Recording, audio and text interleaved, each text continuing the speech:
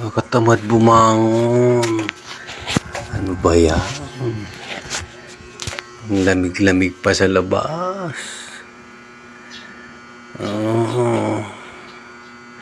Kailangan bumangon.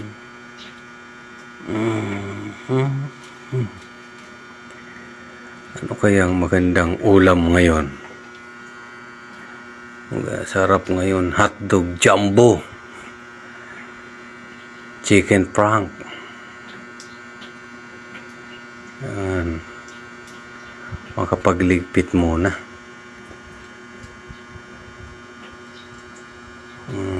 Parang makulimlim pa ang panahon. Maambon-ambon at umulan. Katamad talaga. Itong pinaghigaan, ano kaya to? Dapat nito hindi na liniligpit eh.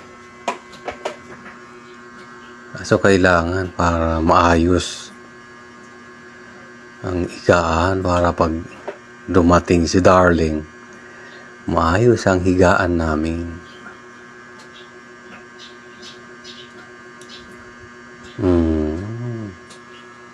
Kahit mapanghi at mabantot-bantot na tong sapin ko sa kama, ayos pa lang din yun.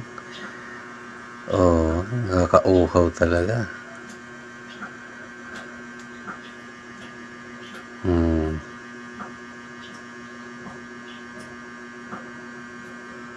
Magandang almusal talaga. Pabanguhan na lang to. Kakatamad talagang maglinis saka maglaba. Makulimlim at maulan-ulan.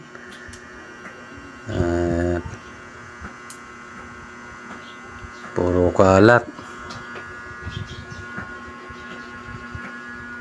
Anong araw ba ngayon? Ilang araw na akong di naliligo. Talaga. Nakakatamad.